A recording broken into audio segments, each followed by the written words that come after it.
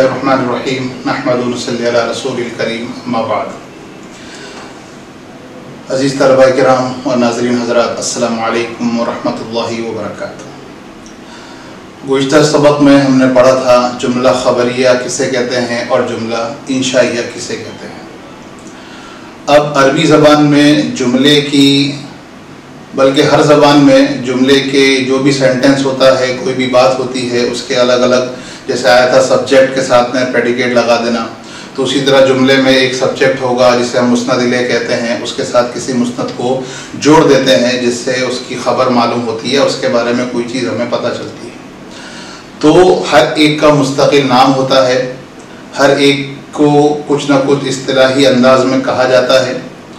तो जुमले को जो जुमला बनता है, जिसको मुरक्कब मुफीद हम कहते हैं या मुरक्कब ताम कहते हैं, जिसे हम कलाम कहते हैं, तो उसको हम जुमले से ताबीर करते हैं। और जुमले के फिर नाम हैं जुमला इस्मिया और जुमला फ़िअलिया। कल हमने जुमला ख़बरिया और इंशाइया पढ़ा था, आज हम पढ़ने की कोशिश करेंगे जुमला इस्मिया और जुमला फ़िअलिया। अब जुमला इस्मिया और फ़िअलिया बहुत आसान है। हम इसम की अलामतें पढ़ चुके हैं, हम फ़ेल की अलामतें पढ़ चुके हैं। तो अगर कोई जुमला शुरू हो रहा है और उस जुमले का पहला लफ्ज़ कलमे की 3 किस्मों में से अगर इस्म है, तो वो उस जुमले को फ़ौरन कह सकते हैं कि ये जुमला इस्मिया है। और अगर कोई ऐसा जुमला है जिसका पहला लफ्ज़ फ़ेल है, तो आप उसको जुमला फ़ेलिया का नाम दे सकते हैं। ये बहुत आसान सी अलामत है और बिल्कुल आसान है कि अगर कोई जुमला शुरू होता है इस्म से तो वो जुमला इस्मिया कहलाएगा, और अगर वो फ़ेल है तो जुमला फ़ेलिया कहलाएगा। अगर शुरू में पहला लफ्ज़ फ़ेल है तो जुमला फ़ेलिया कहलाएगा। हाँ, अगर शुरू में हर्फ है तो जुमला हर्फिया नहीं होता, क्योंकि हर्फ मकसूद नहीं होता। हर्फ सिर्फ जोड़ने का काम करता है, रब्त देने का काम करता है। सिर्फ इस्म और फ़ेल, अगर इस्म शुरू में है तो जुमला इस्मिया, और अगर फ़ेल शुरू में है तो जुमला फ़ेलिया। अब सिर्फ शुरू में देखना है, इसलिए कि अगर आप जुमला इस्मिया आपने तय कर लिया, अब आपको उसके बाद उसके एतबार से तर्जुमा करना होगा। अगर आपने जुमला फ़ेलिया तय कर दिया तो अब उसके एतबार से तर्जुमा किया जाता है। जैसे मिसाल के तौर पर अल्लाहु अहदुन, अल्लाह एक है। अब इस मिसाल में बात पूरी हो गई, मुरक्कब मुफीद है, कलाम है, जुमला है, ख़बरिया है। लेकिन अब आपको ये तय करना है कि जुमला इस्मिया है कि जुमला फ़ेलिया है। तो आप देख सकते हैं कि इसमें जो पहला लफ्ज़ है वो लफ्ज़ अल्लाह है, जो कि इस्म है, और तो इसको कहेंगे। दूसरा क्या है उससे बहस नहीं, सबसे पहला लफ्ज़ जो है ला अल्लाहु अहदुन, तो यहाँ पर लफ्ज़ अल्लाह इस्म है, शुरू में है, तो ये जुमला इस्मिया हुआ। इसी तरह एक दूसरी मिसाल अरादल्लाहु, अरादा अल्लाहु, अल्लाह ने इरादा किया। अब यहाँ पर अरादा एक लफ्ज़, अल्लाहु दूसरा लफ्ज़, ये दोनों लफ्ज़ मिलकर एक जुमला, ये जुमला बन गया। अब जुमला इस्मिया है कि फ़ेलिया, तो इसके पहले लफ्ज़ को देखा, पहला लफ्ज़ हमने देखा अरादा। अब अरादा ये फ़ेल है तो हम सीधा कह देंगे कि ये जुमला फ़ेलिया है। तो बात बिल्कुल सीधी सी है कि अगर जुमला शुरू हो रहा है ऐसे लफ्ज़ से, अगर वो इस्म है तो जुमला इस्मिया, और अगर वो शुरू हो रहा है फ़ेल से तो जुमला फ़ेलिया। जैसे एक मिसाल खलक़ा अल्लाहु, अल्लाह ने पैदा किया। ये मिसाल हम गुज़िश्ता सबक में पढ़ चुके हैं। खलक़ा अल्लाहु, अल्लाह ने पैदा किया। तो यहाँ पर खलक़ा पहले है, अल्लाह बाद में है, तो इसको कहेंगे जुमला फ़ेलिया, क्योंकि शुरू में फ़ेल है खलक़ा। लेकिन इसको उल्टा कर दिया, अल्लाहु खलक़ा। अब इस मिसाल में ये हुआ कि अल्लाह पहले है, खलक़ा बाद में, तो यहाँ पर इस जुमले में अल्लाह, ये कहेंगे ये जुमला फ़ेलिया नहीं है बल्कि जुमला इस्मिया है, क्योंकि यहाँ पर शुरू में लफ्ज़ अल्लाह है।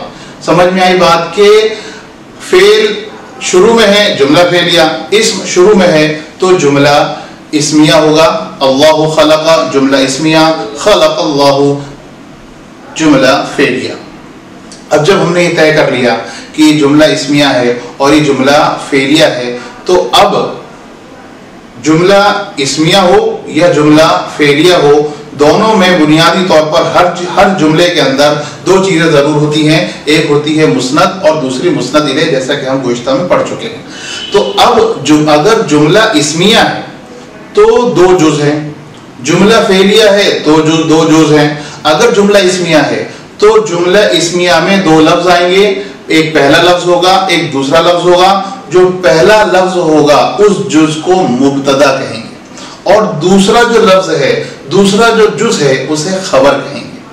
تو آپ جملہ اسمیہ کے اندر دو جز، پہلے جز کو مبتدا اور دوسرے جز کو خبر۔ اب مبتدا کو مبتدا کیوں کہتے ہیں؟ آیات کرنے کے لیے آپ مبتدا کو سمجھ رہے ہیں، یہ مبتدا ابتدا سے بنا ہوا ہے۔ ابتدا کے معنی شروعات، ابتدا کے معنی شروعات، اور اس لفظ کے اندر، اس جملے کے اندر جو پہلا لفظ ہے وہ اس لفظ سے جملہ شروع ہو رہا ہے، شروع ہونے کی وجہ سے اسے مبتدا کہا جاتا ہے۔ اب خبر، اب اس مبتدا کے بارے میں، اس سبجیکٹ کے بارے میں جو پریڈیکیٹ لگائی جاتی ہے، جو اس کے بارے میں بتلایا جاتا ہے، اس کے بارے میں جو خبر دی جاتی ہے، تو اسی خبر دی جانے کو اس کا انعام رکھ دیا کہ اگر جملہ اسمیہ ہے تو پہلا اسم جس سے ابتدا ہو رہی ہے اسے مبتدا کہیں گے، پہلا جز جس سے ابتدا ہو رہی ہے اسے مبتدا کہیں گے، دوسرا جز جس لفظ کے ذریعے پہلے کی خبر بیان کی جا رہی ہے اسے خبر کہیں گے۔ تو مبتدا اور خبر، جملہ اسمیہ کے دو حصے، جملہ اسمیہ میں دو جز، پہلا جز جس سے ابتدا ہو اسے مبتدا کہیں گے، اور دوسرا جز جس سے مبتدا کے بارے میں خبر بیان کی جائے اسے خبر کہیں گے۔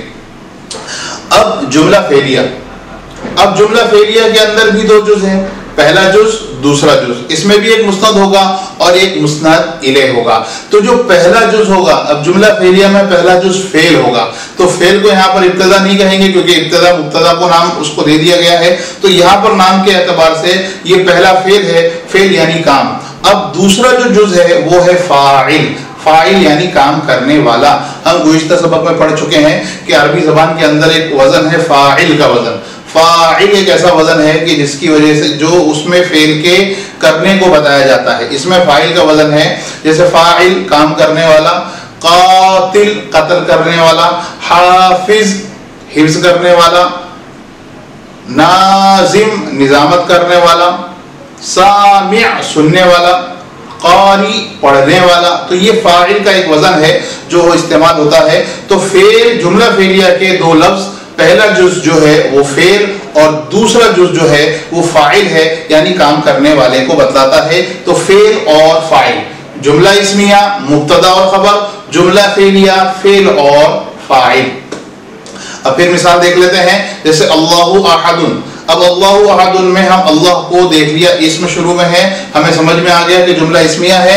جیسے ہی جملہ اسمیہ سمجھ میں آیا، ہم اس کا نام رکھ دیں گے کہ اس جملے کے اندر اس کی حیثیت قرار دے دیں گے کہ اس جملے کے اندر جو لفظ اللہ ہے یہ مبتدا ہے اور لفظ احد جو ہے وہ خبر ہے۔ دوسری مثال اراد اللہ۔ اراد اللہ کو دیکھا ہم نے، دیکھتے ہی پہچان لیا کہ پہلا ارادہ فعل ہے تو جملہ فعلیہ ہوگا، تو اب ہم اس کو حیثیت دیں گے، نام دیں گے کہ پہلا لفظ فعل ہے اور اس کے بعد اللہ جو ہے وہ لفظ اللہ یہاں پر فاعل بن رہا ہے۔ اب جملہ ہے تو جملے کے لیے بنیادی طور پر دو چیزیں ہونا ضروری ہے۔ ایک جملے کے اندر دو سے زیادہ الفاظ بھی ہو سکتے ہیں، لیکن ضرورت اس بات کی ہے کہ وہ مسند الیہ ہوں گے، تب جا کے مرکب مفید ہوگا، تام ہوگا، جملہ ہوگا۔ اب جملہ اسمیہ ہو یا جملہ فعلیہ ہو، دونوں کے اندر مسند الیہ ہوتے ہیں۔ اب ہم طے کر لیتے ہیں کہ جملہ اسمیہ کے اندر مبتدا جو ہوتا ہے وہ مسند الیہ ہوتا ہے اور خبر جو ہوتی ہے وہ مسند ہوتی ہے۔ جملہ اسمیہ ہے تو مبتدا جو ہوگا وہ مسند الیہ ہوگا اور خبر جو ہوگی وہ مسند ہوگی۔ اور ہم جملہ فعلیہ میں جب آتے ہیں تو جملہ فعلیہ کے اندر فعل مسند ہوگا اور اس کا جو فاعل ہوگا وہ مسند الیہ ہوگا۔ اور جب مسند الیہ ہم نے طے کر دیا، کسی بھی جملے میں مسند الیہ پہلے بھی آ سکتا ہے، مسند الیہ بعد میں بھی آ سکتا ہے، جیسے جملہ اسمیہ میں مسند الیہ پہلے آتا ہے اور جملہ فعلیہ میں مسند الیہ بعد میں آتا ہے۔ لیکن جب ہم اس کا ترجمہ کرتے ہیں تو ہمیشہ اردو میں مسند الیہ کا ترجمہ ہم پہلے کرتے ہیں، جیسے اللہ احد، اللہ ایک ہے۔ اللہ مسند الیہ مبتدا تھا، اس کا ترجمہ کیا اللہ ایک ہے۔ ہم نے ایک دوسرا ترجمہ اراد اللہ، اراد اللہ، اللہ بعد میں آ رہے ہیں، لفظ اللہ بعد میں آ رہا ہے لیکن ترجمہ پہلے کیونکہ وہ مسند الیہ ہے۔ اللہ اراد، اراد اللہ، اللہ نے ارادہ کیا، تو ہم مسند الیہ کا ترجمہ پہلے کریں گے، چاہے وہ عربی جملے میں شروع میں آئے کہ بعد میں آئے۔ تو اب یہ ہوا جملے کی جملہ اسمیہ اور جملہ فعلیہ۔ تو جملہ فعلیہ ہم اس سبق کو پڑھ لیتے ہیں۔ سبق نمبر 12، جملہ اسمیہ جملہ فعلیہ۔ جملے کے پہلے جز کے اسمیہ فعل ہونے کے اعتبار سے جملے کی دو قسمیں ہیں، جملہ اسمیہ اور جملہ فعلیہ۔ جملہ اسمیہ وہ جملہ ہے جس کا پہلا جز اسم ہو، جیسے اللہ احد۔ جملہ فعلیہ وہ جملہ ہے جس کا پہلا جز فعل ہو، جیسے اراد اللہ۔ جملہ اسمیہ میں پہلے جز کو مبتدا اور دوسرے جز کو خبر کہتے ہیں، اور جملہ فعلیہ میں پہلے جز کو فعل اور دوسرے جز کو فاعل کہتے ہیں۔ جملہ اسمیہ میں مبتدا مسند الیہ ہوتا ہے اور خبر مسند، اور جملہ فعلیہ میں فاعل مسند الیہ ہوتا ہے اور فعل مسند۔ امید کرتے ہیں آپ کو یہ چھوٹا سا سبق آسانی سے سمجھ میں آیا ہوگا۔ آپ اس کو بار بار دیکھیے، آپ کے لیے جو گروپ بنائے گئے ہیں اس میں یہ سبق بھیجے جاتے ہیں، آپ ان کو دیکھیے اور بلکہ اپنا نظام الاوقات بنائیے، جیسا کہ جامعہ کے اندر جو طلبہ کوارٹر کے ہیں انہوں نے باقاعدہ ایک نظام بنا کے رکھا ہے، وہ اپنے آپ کو 1-2 گھنٹے کے لیے فارغ کر لیتے ہیں، جتنے اسباق آتے ہیں وہ موبائل لے کر بیٹھ جاتے ہیں اور اس میں کاپی قلم لے کے بیٹھتے ہیں، جو چیز سمجھ میں آتی ہے اس کو لکھتے ہیں، نہیں سمجھ میں آتی ہے وہ پوچھتے ہیں۔ تو آپ سے بھی گزارش کی جاتی ہے کہ اپنا وقت متعین کریں، ایک الگ جگہ بیٹھ جائیں، موبائل لے کر بیٹھیں، کاپی قلم ساتھ میں لے کر بیٹھیں، انشاءاللہ اس سے آپ کا فائدہ ہوگا۔ اور جب آپ مدرسے کھولیں گے اور مدرسہ میں جب آئیں گے تو آپ کے لیے بڑی آسانی کا سبب بنے گا۔ ملتے ہیں آئندہ کسی سبق میں۔ السلام علیکم ورحمۃ اللہ وبرکاتہ۔ ولا تعجل بالقرآن من قبل أن يقضى إليك وحيه وقل رب زدني علما۔